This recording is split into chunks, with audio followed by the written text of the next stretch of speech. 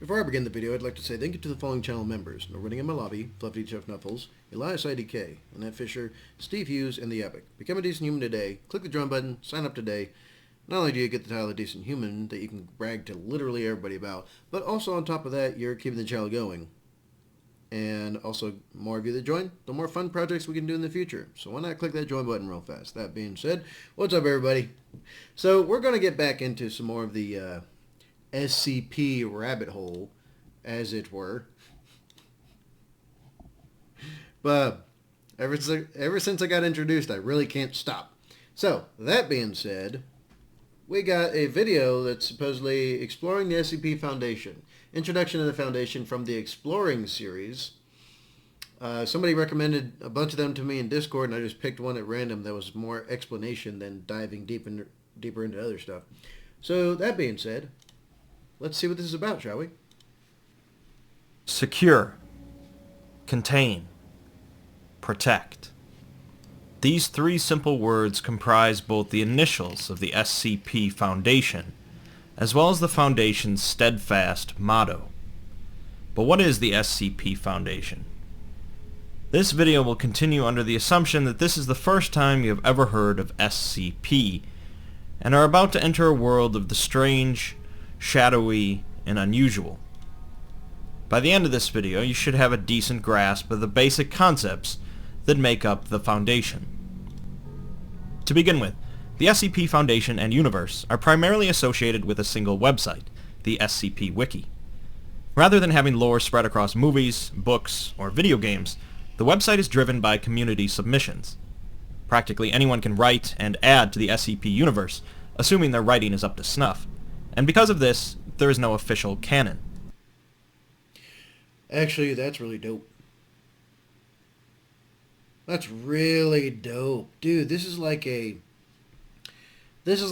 base-driven, like, AR RPG. Like alternate reality, like a role-playing game, essentially. Or am I wrong? Or is it simply only just a universe, right? Well, actually, an AR RPG would be like...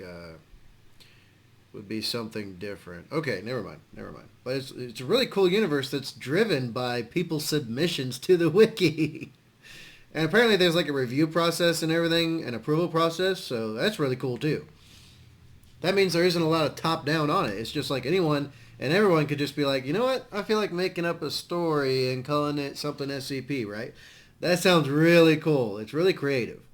And it's you know, community driven is what it seems like. I like that. Another way to look at this is that everything is canon, as any submission to the lore is equally valid, or invalid depending on your perspective. But there are a number of concepts that are generally accepted by the community, and that's mostly what this video will be based on. For a simple example, the SCP Foundation is most often presented as a shadowy organization that works outside of the public awareness in order to keep things secret and safe. However, if an author wishes to change this perspective and present the Foundation as a very open and public group, they can do so. Whether or not such a perspective will be accepted by part of the community is a different matter, but overall, canonicity is a fluid and often debated topic within the SCP community. So, as mentioned, the SCP Foundation is a well-funded and staffed organization that generally works outside of public awareness. The hell is that thing?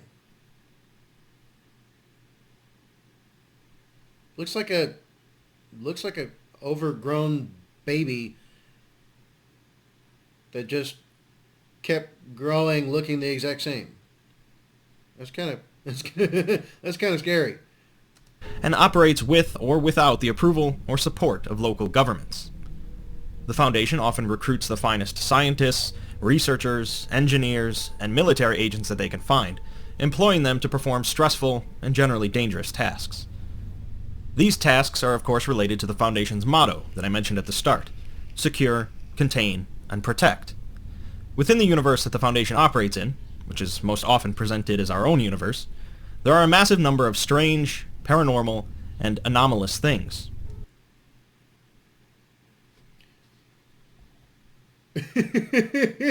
I like that how there's just the one dude with an automatic weapon, it seems, And then some, that looks like the SCP symbol.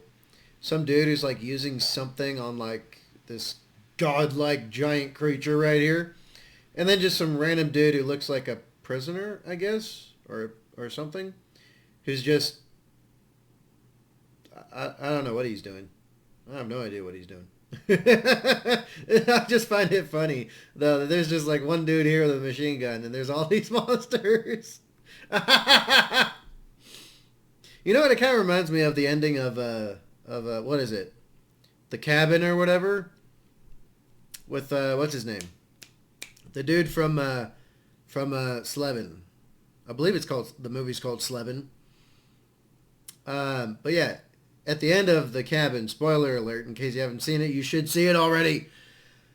You know, at the end of The Cabin, there's like all these monsters that get loose, and there's like this team of dudes in like, you know, SWAT gear and like with MP5s and stuff who just get wrecked by like all these different types of monsters. It's really funny.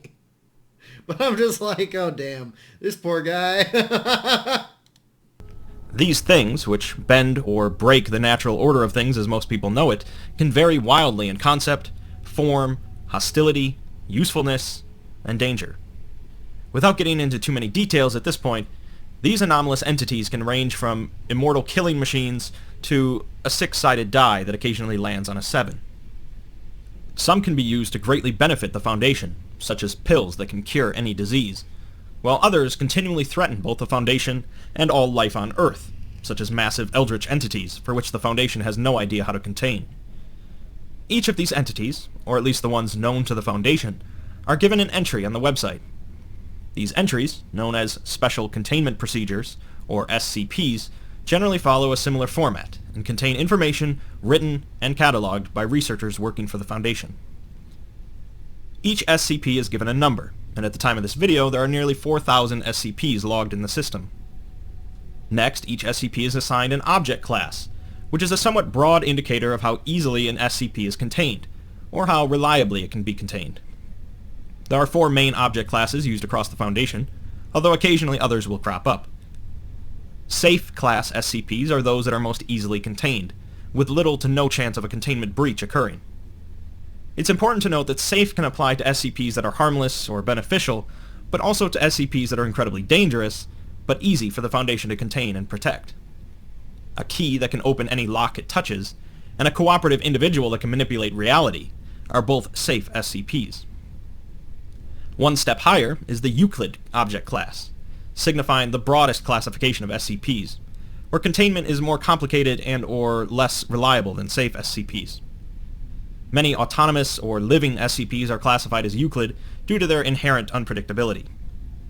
A red disk that can transport someone to an alternate dimension, a humanoid that kills all plant life around him, and an orb that continually expands the interior of any building it's placed in are all Euclid class SCPs.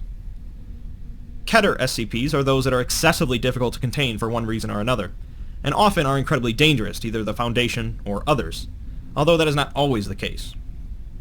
An immortal reptile that hates all life, a highly infectious disease that takes over its host to spread itself, and a cake that infinitely duplicates itself are all Keter class SCPs. Finally, there is Thaumiel, highly classified SCPs that stand apart from the others, generally due to their use to the Foundation in locating or containing other SCPs. Among the basic object classes, Thaumiels are the rarest, reserved for the most guarded secrets of the Foundation, and are generally more difficult to define than the others. A facility capable of rebuilding humanity after an apocalypse, and a machine capable of sending individuals into the future are both Thaumiel SCPs. After the object class is listed, the following information for each entry is generally the special containment procedures, meaning the steps and processes the Foundation goes through in order to keep the entity contained. These containment procedures, of course, vary wildly, ranging from simply putting the safest SCPs in a drawer to lengthy procedures featuring strict rules and unique restrictions. I gotta say, this is pretty dope. This is pretty dope. Like you got several factors of like horror just in this one image. Wait, it says mid-emergence. Oh, so this thing can like go through, like phase through walls and stuff? Well, that's scary. to some SCPs that the Foundation has no idea how to contain. The containment procedures are listed before the description of the SCP to emphasize the importance of containment above practically anything else, as that is the fundamental purpose of the Foundation. Some SCPs are kept in the same location where they were found, isolated and quarantined due to certain circumstances, and others, such as exceptionally cooperative humanoids, might be allowed to freely roam a Foundation facility from time to time. Due to the unique nature of each individual SCP, each containment procedure is also unique, and there is no standard set of rules. Following the containment procedures is generally the description of the SCP. This description is usually written with a very technical and scientific tone, describing the appearance and anomalous nature of the SCP. Again, this description section varies wildly, ranging from a few concise sentences to many paragraphs of detailed information. In addition to the description, many SCP entries will also include information such as where and how the SCP was first located, testing logs, exploratory logs for SCP locations. That thing looks like a Japanese folk monster. It looks like a what do they call it? A ningen. Looks like a ningen. Which basically, I guess, means human in Japanese. That's what this looks like. Although just a lot creepier. Interviews, and any other information deemed important. SCPs are often found by members of the general public, causing the Foundation to come in and contain the anomaly and also wipe the memories of witnesses. Sometimes only one or two agents of the Foundation might be called in to retrieve an anomaly, but often a whole team of highly trained individuals will be necessary. These teams, known as Mobile Task Forces, or MTFs, consist of ex-military or other trained combatants that are often sent in with minimal information about the anomaly, and are thus forced to be prepared for anything. Some MTFs will be assigned to constantly watch over certain SCPs in case of containment breach. Once the SCP is secured and contained, researchers assigned to the project will often carry out a number of tests, and attempt to gather as much data as they can. Of course, for many SCPs this is more dangerous than it is worth, so testing is generally limited. Although there are rare occasions where the Foundation will seek to destroy an SCP rather than contain it, this is not their primary directive, and the idea is generally frowned upon. One of the primary ways that researchers test and interact with SCPs is through the use of D-Class personnel. No trigger discipline. Hey, get your booger hook out of the trigger well. Dummy, you trying to shoot yourself? D-Class individuals are used throughout the entire Foundation, and are personnel that have been deemed expendable. D-Class are generally taken from prisons across the world, usually convicts guilty of violent crimes, but the Foundation goes through a large number of D-Class, and will sometimes take them from other sources. For particularly negligent or heinous behavior, some Foundation employees might be demoted to D-Class. D-Class are often used for experiments and tests related to SCPs, serve as first explorers for some unknown locations, or forced to carry out any activity that the Foundation would rather not risk the minds or bodies of its employees on. On the other end of the spectrum is the O5 Council. The O5 Council is shrouded in mystery, believed to consist of 13 members, and they oversee the entire Foundation, with access to practically all of its secrets. Many rumors have spread about the O5s, including the rumor that they use their unlimited access to SCPs to maintain immortality. Below the O5s, but still with a large amount of responsibility, are the Site Directors. The Foundation operates a large number of facilities around the world, primarily functioning as prisons for SCPs, and each one is overseen by a Site Director. These facilities vary in size, with some just built around one or two SCPs, and others housing hundreds of anomalous items. There are, of course, other organizations besides the Foundation that have taken an interest in anomalous objects. So, basically, SCP, people can call, like, monsters an SCP, right?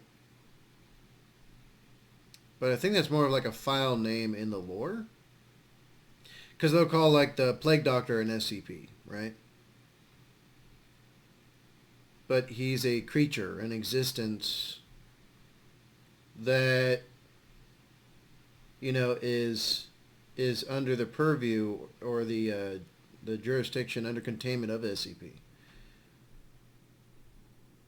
Okay. That makes sense. So people use SCP like colloquially, I think. Or maybe a pejorative. Well, I don't know. As like a moniker for the monsters, right? In this lore, this universe. Okay. Very interesting. These groups of interest range from the mischievous to occasionally cooperative and the openly antagonistic. The Chaos Insurgency is a splinter group of the Foundation that attempt to obtain as many SCPs as possible. The Church of the Broken God is a religious organization seeking to resurrect a shattered deity, and the Global Occult Coalition is a counter-organization to the Foundation, dedicated to destroying SCPs and backed by the United Nations. There are a number of other organizations out there, with some of them responsible for creating SCPs themselves. The Foundation has worked with some of them on occasion and continually battles many others, but each organization continues to operate, largely in secrecy. That's a basic summary of the SCP Foundation and the universe it exists in. At this point, if you had never heard of SCP before this, you should be fully prepared to access the website and begin discovering all the different SCPs known to the Foundation. While there are many arguments about the best place to start reading, each SCP entry is generally meant to stand on its own. In addition to each of the SCP's entries, there are also a great number of tales on the site, which feature much less technical writing and provide unique perspectives on different SCPs or aspects of the SCP universe. The SCP Foundation and the thousands of entries appeal to many people for many different reasons, but primarily the SCP universe is strange, unusual, and unique.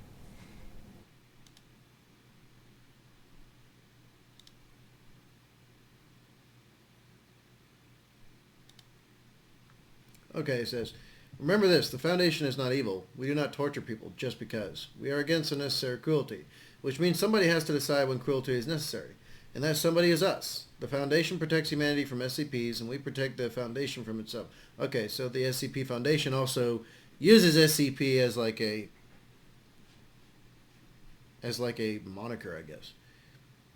We judge what is and is not acceptable for the Foundation to do. We balance evils on the whole, and in the long run, evil is minimized.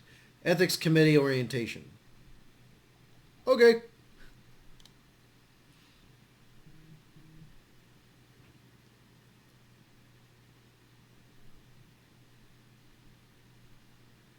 Is that it?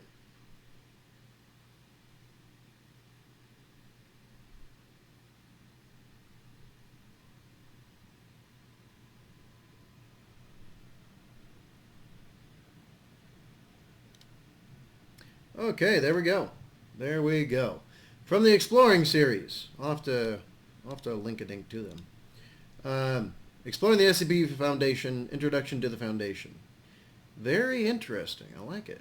I like it. But what did y'all think? What did y'all think? Y'all let me know. Alright. So this is pretty educational. Got a good basic fundamental understanding of SCP. In general, I'm sure there's a lot more to it that's very specific. We'll get into that in a bit. Very interesting, though. Well, what did y'all think? Let me know. All right. Y'all know what time it is. You like me. You like this content. All right. You like the content I'm making. Then please like, share, comment, and subscribe. Or at least get into the... Instead of clicking the notification bell, get into the Discord. The link will be in the description box down below. I post a fresh link with pretty much every single video, so you should always be able to get in there. You can send me requests. You can get notified directly of when I put new content up, because I post it in the general chat. And you can interact with me on there as well. So that being said, be good. Be safe. Make a good life for yourselves. And I will see y'all in the next one. BlastCapBadger out.